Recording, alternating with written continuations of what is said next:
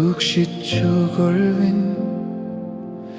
അവർ നിങ്ങളെ ന്യായാധിപസഭകളിൽ ഏൽപ്പിക്കുകയും തങ്ങളുടെ പള്ളികളിൽ വച്ച് ചമ്മട്ടിക്കൊണ്ട് അടിക്കുകയും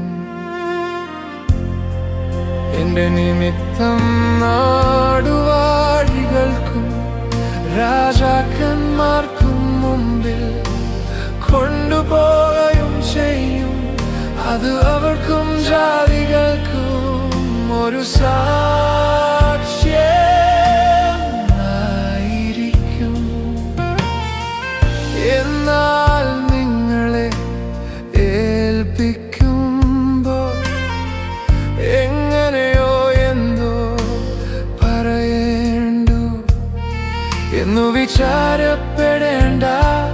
പറവാനുള്ള ആ നാഴികയിൽ തന്നെ നിങ്ങൾക്ക് ലഭിക്കും. പറയുന്നത് അറിയുന്ന നിങ്ങളിൽ പറയുന്ന നിങ്ങളുടെ പിതാവിന്റെ ആത്മാവത്രേ. സഹോദരൻ സഹോദരനെയും അപ്പൻ മകനെയും മരണത്തിൽ ഏൽപ്പിക്കും. അമ്മയപ്പന്മാർക്കെതിരായി മക്കൾ എഴുന്നേറ്റ് അവരെ കൊല്ലിക്കും.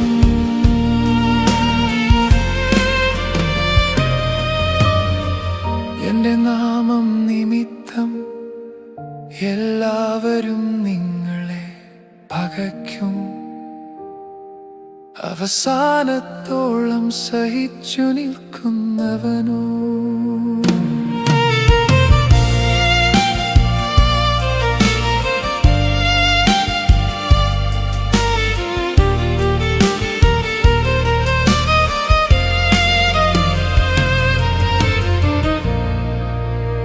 രക്ഷിക്കപ്പെടും.